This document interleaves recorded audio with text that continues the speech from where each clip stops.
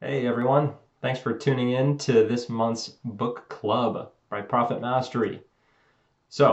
How these will work, we are going to meet once a month. I'm going to share a book recommendation from my library of books that I've read or I'm currently reading, and then I'll share a few takeaways, a few highlights, things that you should know from every book. I think every book has at least one or two things that are real gems to take out of it, and I'll try to highlight those few gems from each book.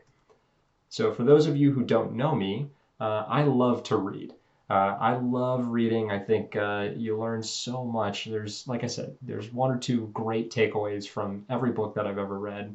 And for some of them, most of them, I try to take notes myself, right? So I've got a database that you're looking at here. I keep track of all the things that I take out of a book. I'll take pictures, screenshots, scribble some notes, and then I'll add it to my library of book notes. So I've got a lengthy database here of books, and so I've got a lot of recommendations to share, and we'll do this once a month. You're welcome to ask questions or offer up suggestions. I love finding a good obscure book that nobody's ever heard of or is really hard to find. So please share your book recommendations too. I'll check it out and maybe we'll add it to this book club series. So get out there and read. That's my advice. So today's recommendation is Simple Numbers by Greg Crabtree. This is a great little book for small business owners. He's really targeting, call it the 1 to 5 million in revenue range business owners. And it's a very easy read. It's only about 175, 180 pages or so. You could get through it in a weekend. And I would say this one is really low on the fluff level, so zero fluff, right? If I could give a ranking of all the books that I'm going to recommend, this one is a 10 out of 10, right? So 10 out of 10, zero fluff in it. Everything is practical, everything is easy to use.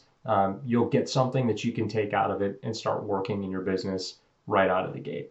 So it's broken down into a couple main concepts, right? So he's got four, I'd call it primary chapters or four primary areas that he focuses on.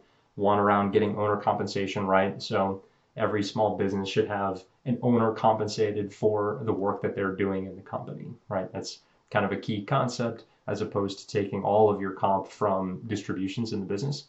So that's one part. The second part is labor efficiency, right? So he really hones in on the idea of managing labor efficiency. And there's a couple of little side sections that talk through other things about, navigating your org chart and hiring and managing employees that are just great little nuggets on top of just looking at the numbers when it comes to managing labor in your business. Then next he talks about profitability, and he's got a really interesting take on profitability, saying, hey, 10% or yeah, 10% is the new 5%, something along those lines. He's advocating that your goal should be 10 to 15% margins in your business, pre-tax.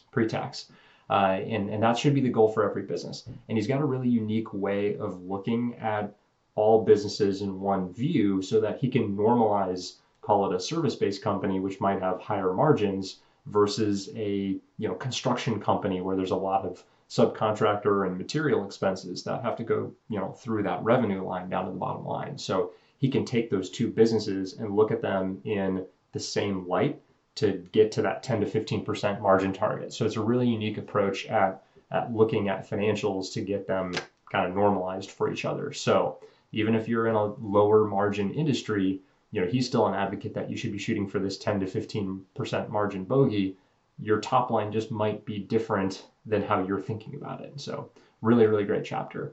And then last, he talks about cash flow, right? So cash flow, hugely important topic. And, he approaches it in four areas within that cash flow as well. Let's see, he talks about taxes. He talks about managing debt. He talks about distributions, right? How you should handle distributions. And then he talks about getting to what he calls a core capital level, right? So thinking about that minimum cash reserve. So those are the four main focus areas of the book. Like I said, really easy to digest, really easy to start working in your business right out of the gate.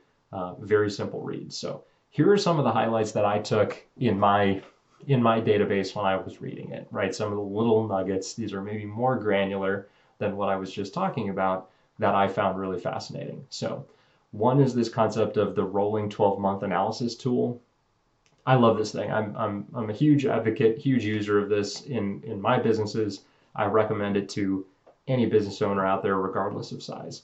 And basically, what you're doing is you're taking your financial data and you're looking at it where in a light where every column is a full year of financial information. So, 12 months ending January, 12 months ending February, 12 months ending March, right? So you get that full year picture. You don't have to wait until the end of the year every single month to look at a full year's set of financial results, which is super powerful, right? Because you strip out all the seasonality, you strip out all those lumpy items like, oh, maybe you paid all of your insurance premiums in 1 month, right? It makes that 1 month look terrible every year. Well, if you do this rolling 12, all of that gets smoothed out. So really powerful tool. Caveat, you got to create it yourself because QuickBooks doesn't, there's no native report for that in most financial softwares.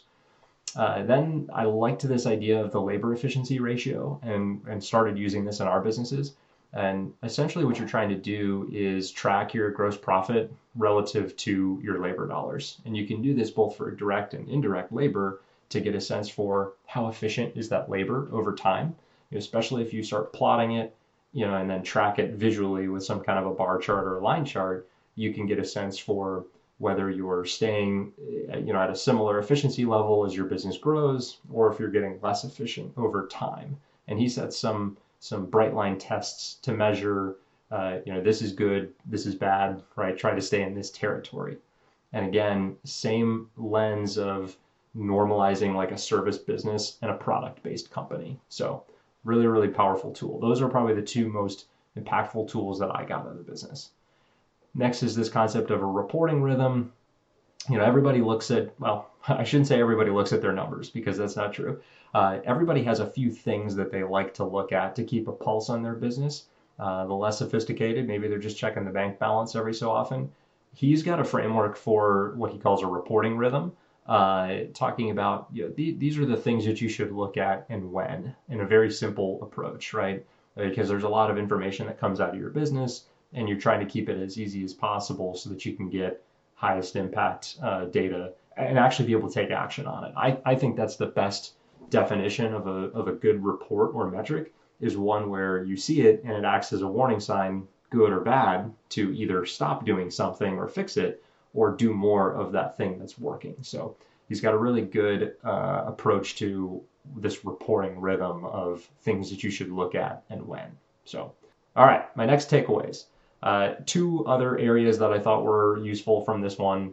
One is this idea of forecasting, right? Forecasting and budgeting. I think this is an area that most business owners tend to overcomplicate and overanalyze, and then wind up not doing it or not wind up using it, right? So look at what happened, right? And then look at the numbers and think about what you want to happen, right? So things like a salary cap, right, are a great concept, and he'll get into that in the book to say, oh, I want to be here. I'm here. I want to be here. What do I need to make happen to, or what does my cost structure need to look like to fit into that picture, right? Within reason. I mean, if you're a $1 million business and you want to be a $5 million business, that's not going to happen overnight, depending on what your revenue growth is. But it's a really good way to think about it, to say, okay, if I'm 1 million today and I want to be 1.2 million by the end of the year, what should my costs look like to make that a reality with the profit margin you want baked into it? So a unique approach to forecasting in this book. And then last, I thought this was a good nugget coming out of the labor efficiency area, is to think about the 3 to 5 things that you want each role to play in the business. Just a really, really simplified approach to managing personnel, right?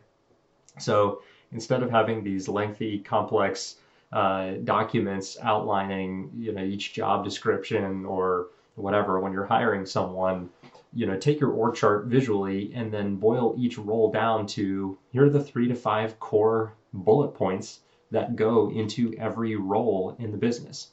And as a super small business, right, if you're on the really small end of the spectrum, you might be sitting in multiple roles and then fewer roles as you get bigger, but it just helps to distill, okay, this is what this role is meant to do, so that when you get to that point where you're hiring people and you're saying, okay, I'm as an owner going to wear fewer hats and bring in others to do these specific job functions, you've got those 3 to 5 core responsibilities or core skills associated with each role in the business. I thought this was a really powerful way to think about labor, think about org charts, think about personnel compared to what is traditionally done in small business. So there you got it. You got my takeaways. Simple numbers. Like I said, it's a great book. It's an easy read. It's not too long and it's not dense. So I think you'll get a ton of value out of it. If you don't already follow us, check us out on social media.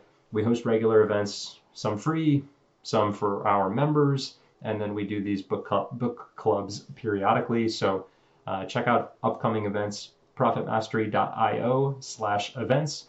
And we write a weekly newsletter with the intention of adding a ton of value. I mean, that's the goal, right? Is to add as much value as possible. So we share tools, tips, tricks, like actually good ones on a weekly basis. If you're not already signed up for that newsletter, check it out, profitmastery.io/newsletter.